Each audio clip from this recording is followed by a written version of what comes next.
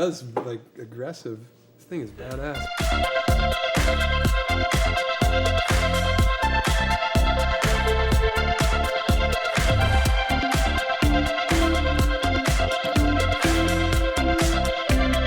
Hey, this is Scott from Tycho, and I'm at the Vintage Synthesizer Museum in Los Angeles with my friends from Guitarcenter, and we're checking out the Moog Messenger.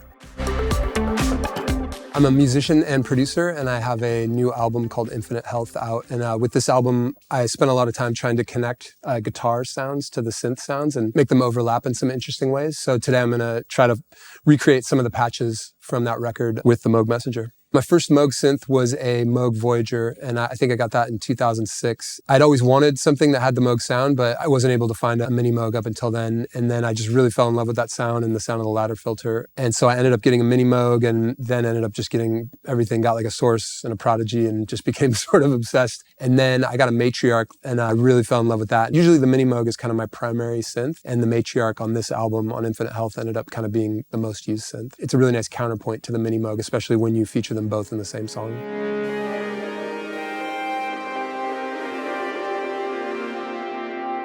The Messenger, the beauty of it is obviously the patch memory is huge over the Matriarch. That's like a big first step. And, you know, as far as like comparing this to the Source, which I think of this sort of like in that vein for me is, you know, it's the 2 oscillator architecture, but they've added the sub oscillator here, which I think is really cool. All the facilities, the ARP and the sequencer, those are really powerful. Those things always get me inspired. It has a ton of awesome modulation that I like. Overall, it just feels like a very playable instrument as opposed to something that you have to dive into with sound design. So I think whether you're a beginner or you've been doing this a long time, I think this is the kind of thing, at least for me, especially in the initial like writing stages or live, something like this seems to really be perfect for that. Overall, this just has this kind of texture and saturation to it that I always find helps me find more aggressive sounds without having any other effects. You can do a lot of the tone shaping right inside the synthesizer. So I'm gonna recreate one of the leads from Phantom. Typically, I kind of turn to the Minimoog or the Source. So this will be perfect because this, to my ear, sounds a lot like both of them. With the Messenger, there are no internal effects, which is usually how I like my synths, just because I don't need anything extra beyond the synth itself. I like to do the effects myself. This was a 2 oscillator sound, and they were both sawtooth. It can be aggressive and sharper, so I like to use those for lead sounds. Like to use short attacks.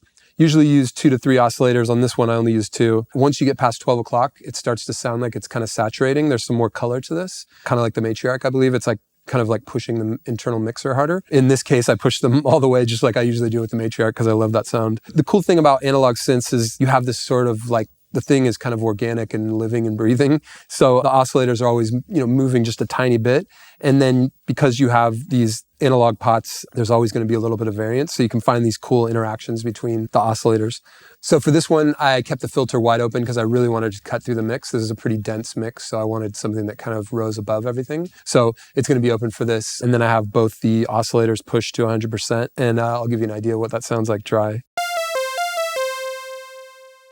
You can hear that interference between the oscillators. I always like to detune one of the oscillators just a tiny bit to get them to kind of talk to each other in that interesting way. So that's a good baseline tone. So for synths, typically I like to kind of keep it simple, like pure tones. I like to find the sound or the tone that synth wants to make, or the kind of sweet spot of it. And with Moogs, for me, it's kind of that sawtooth with a little bit of cutoff and some driven harmonics. Typically in the studio, I'll do the harmonics with either an effect pedal like the analog heat or driving preamps hard or driving compressors hard. For this one, I'm going to show you the live chain. For the front end, to emulate sort of like the preamps and the compressors, I use PSP and Finistrip, which just sounds phenomenal. And it just gives you a little bit of warmth and a little bit of drive. So you're getting some saturation, some compression. And then I just love sending synths, particularly Moog synths, through guitar amplifiers. And Tonex is one of my favorite. It's an IR-based thing. So it just opens up the textures, opens up the tones, and kind of gives it just a new voice. After that, lots of time-based effects. I love putting multiple reverbs and delays on it, especially delays with different timings. So this one, I have an 1/8 and then an 1/8 dotted at different mix levels. And I just love the way those interact typically. I have another one down the chain, just a really light room reverb. And then this other delay, which is dual delay, doing something really simple. It's basically doing like a micro shift effect to give it some space and give it some width. The other stuff is some basic stuff, some filtering.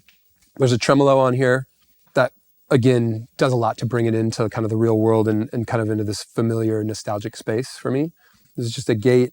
I have kickstart on here. I'll do a lot of side chaining, but this song is a simple 4/4. So I just use kickstart because I have a little bit more control and I just like the curve of it. So instead of side chaining an actual comp, it's kind of a shortcut, but I love putting it after a lot of the time-based effects. So you're kind of moving those tails around and then put one more time-based effect maybe after it to kind of open it back up again. I also love sort of like lo-fi stuff. Sketch Cassette 2 is one of my favorites. RC20 is another one. Like all of those go a long way to kind of giving it, to me, that familiar kind of nostalgic feel. And that's what I love about Moogs, is because you're starting with this thing that's already kind of so iconic and archetypal in music. And this is what it sounds like.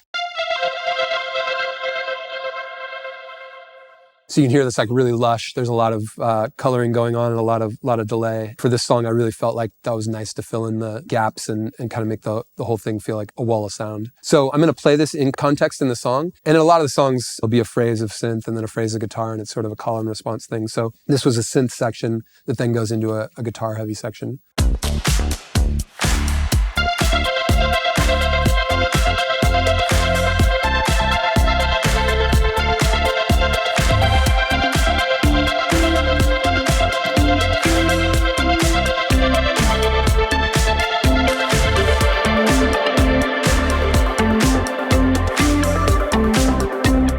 So for that section, the lead, I wanted it to be pretty clean. So I didn't have the noise oscillator on. I think maybe I had it on a tiny bit. So a lot of times I'll mix in the noise oscillator to give the sound a little bit more presence in the high end, particularly, especially if you're running it through amp simulators. It seems to really open up in a cool way.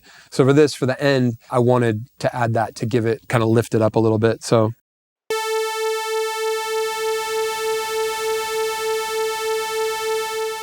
In this instance, it kind of fills in that mid-range and leans a little bit into the high, but it basically just gives it a little bit more weight to my ear and a little bit more complexity. So that's it dry, and then here it is wet.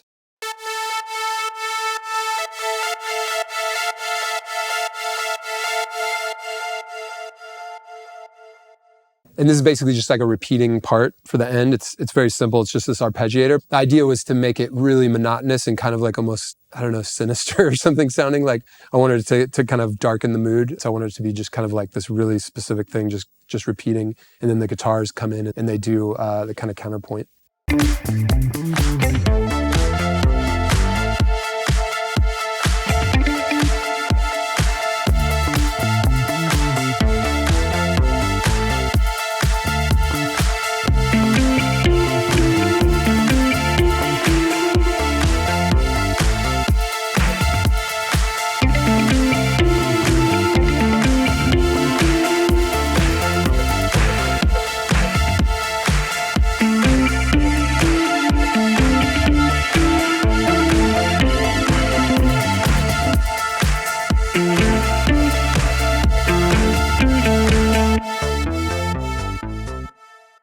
So for the end of Phantom, it really switches up the tone of the song. It really kind of gets a little bit darker. And I wanted something that was really monotonous and kind of like meditative in a way, but like didn't get too melodic. And I wanted to be moving a little bit. So I have some phasers and flangers going on that are subtly automating during that. But I'm also moving the noise oscillator around, turning it up, turning it down, moving the filter around, opening it up, closing it down, and just kind of creating a little bit of movement in the sound. And I like to pull out the noise.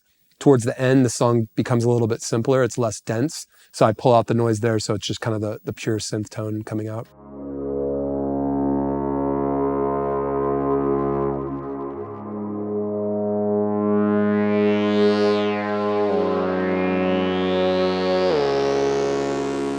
So the Messenger has a kind of different or redesigned take on the traditional classic Moog ladder filter. On the old Minimoog, when you would turn up the resonance, you would start to lose low end in the sound. And they have redesigned this, and now when you flip this res bass switch on, you don't lose any of the low end, but you still get that cool resonance sound.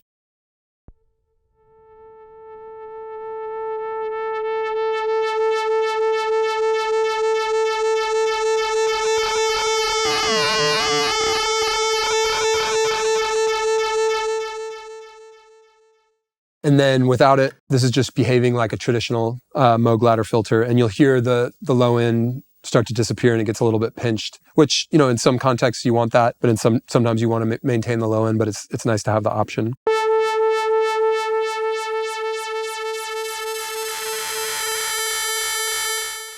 So you hear a lot of the low end went away.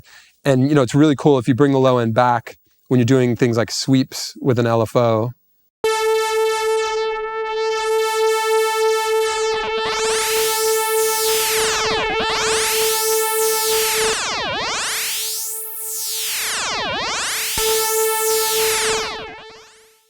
So you can see when you turn the res bass off, you get back the actual tone of the synth instead of just hearing the resonant element of the filter. So it's cool. You can either decouple those sounds and just have one or the other, or you can put them back together and maintain the entire spectrum of that sound. This also has a bandpass mode, which I love bandpass because it's sort of like when you use the resonance, you can peak at this certain frequency and sweep through the whole range and basically, just boost this notch in there. I really like the sound of that. You can kind of sweep through it and find these interesting interactions. It's also really cool when you use the external input for filtering like guitars and other synths and things like that.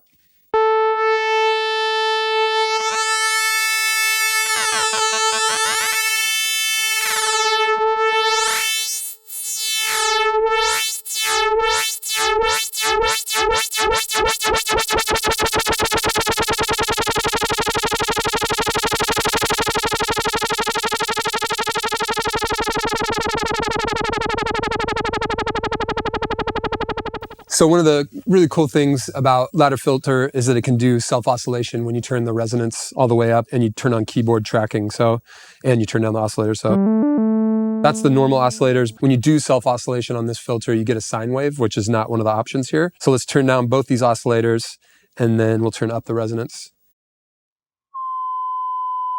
till it's self-oscillating, and then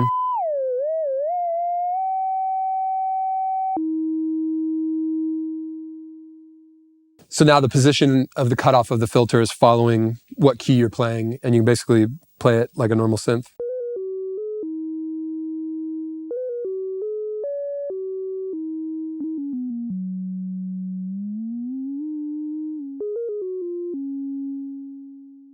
And this is such an organic sound that the sine wave kind of reminds me of like being in the forest or something. So I like to add a little bit of space and atmosphere to it.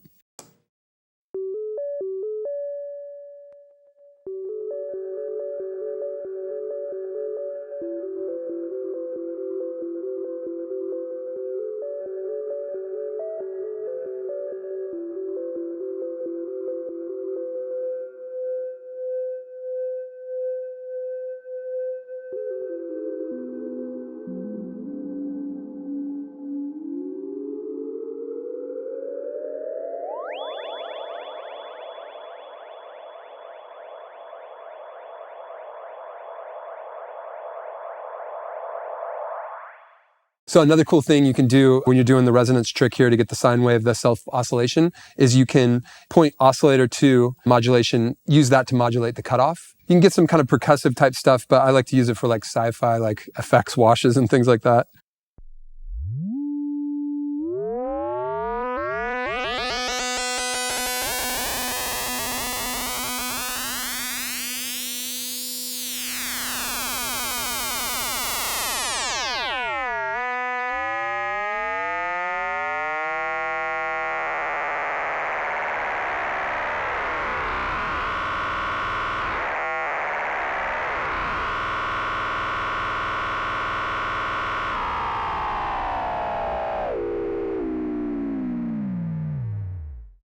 So on the Messenger, you can modulate everything on the front panel with all sorts of sources. One of my favorites is aftertouch. You just hit settings, go to aftertouch, and then turn whatever you want. I like to point aftertouch at filter. So while you're playing, you can sort of open the filter when you want to. So this is kind of the amount. This will show you how much it's affecting it.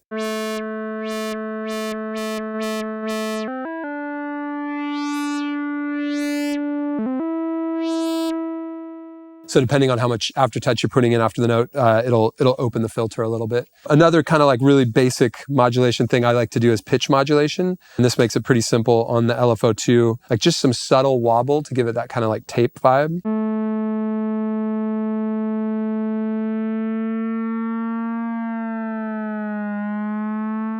So I like to dial it in until it's too much, but just to hear what it's doing. And then pull it back.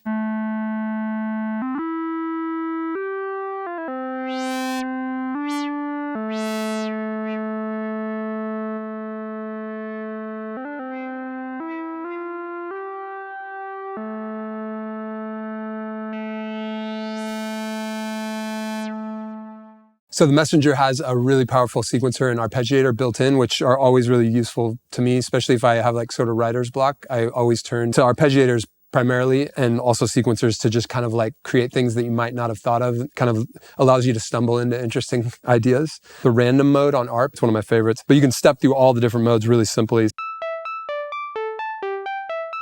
can see it stepping through.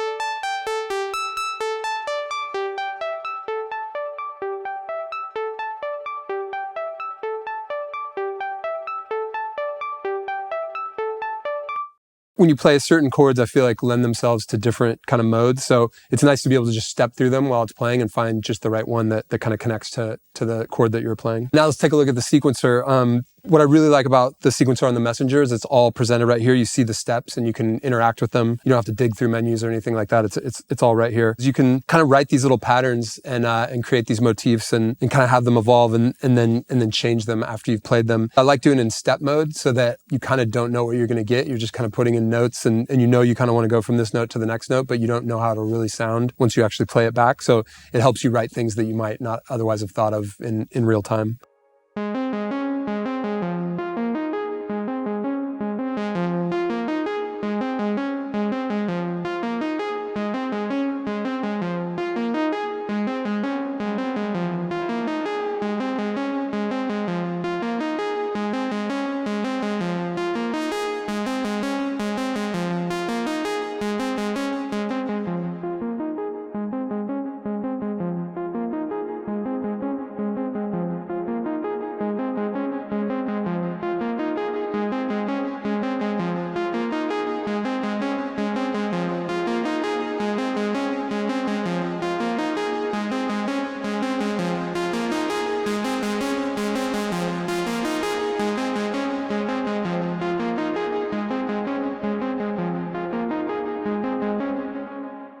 So once you have a sequence programmed in here, a really cool thing you can do is actually record parameter movements into the sequence.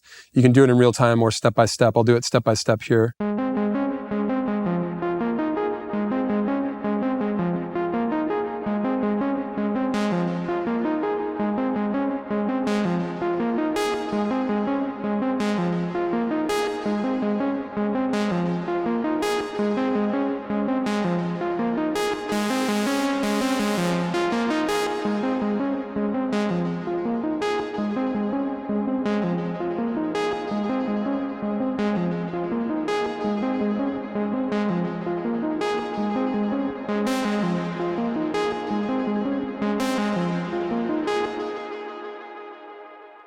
So the parameter record feature just allows you to kind of like accent different steps or just create some modulations and some automations of different parameters throughout the sequence to accentuate and kind of create some movement beyond just the notes.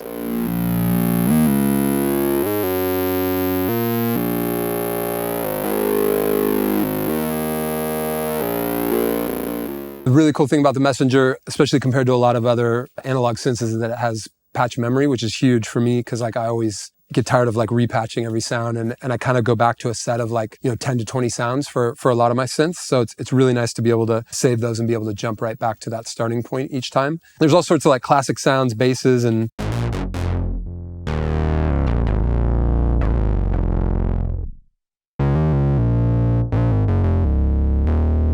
kind of classic Moog sounds.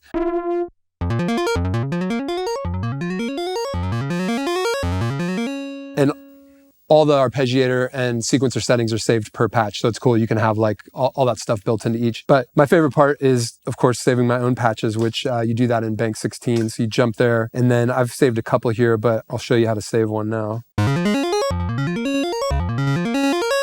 So let's say I found a patch that I like the beginning of, and then I'll typically kind of alter that.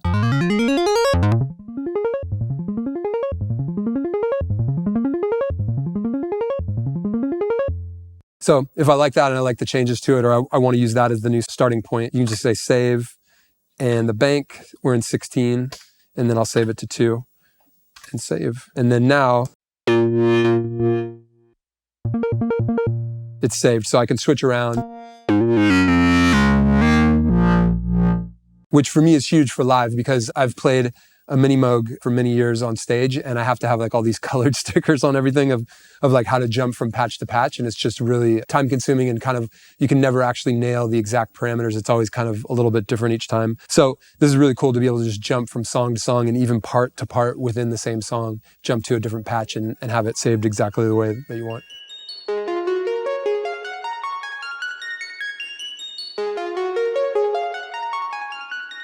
The Messenger has pretty extensive connectivity, and I think for me, that's super important because like in the studio, I think real estate is at a premium, you know, like your desk space, you want to like pick something that has the most options and the most features to kind of be the center of the studio. And I feel like something like this can do that because you have the analog synth in there, which is something that I'm always going to have close to my desk anyways.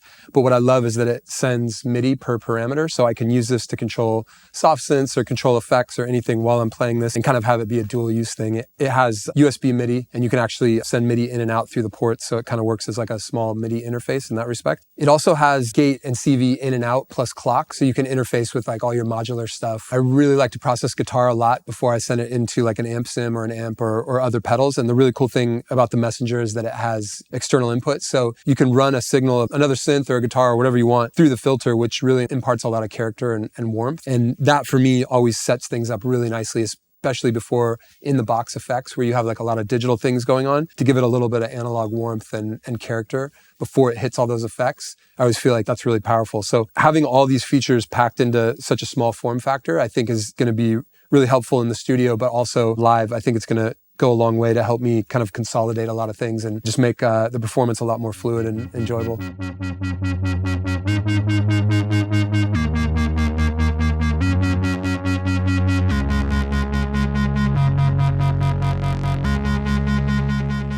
So I think the problem with a lot of analog synths is they can be really expensive, especially vintage ones. So I'm always on the lookout for something that's affordable, but also kind of has that sound and that character that makes me feel like I'm playing a living, breathing instrument. And that seems to be hard to come by sometimes with modern synthesizers. But this kind of has that character and that soul to it that reminds me of a lot of the vintage stuff that I have, but it's so affordable that I think this will be a great way, kind of a gateway for a lot of younger people who are just getting into music, who can't afford, $5,000 vintage synths, to be able to get into the world of like analog and that classic Moog sound, which I think for me was one of the most inspiring moments in my career as a musician, is when I found that Moog sound and it just like connected. Like, this is kind of the voice that I want for my music. I think this will be a great way to allow younger people to get into that sound.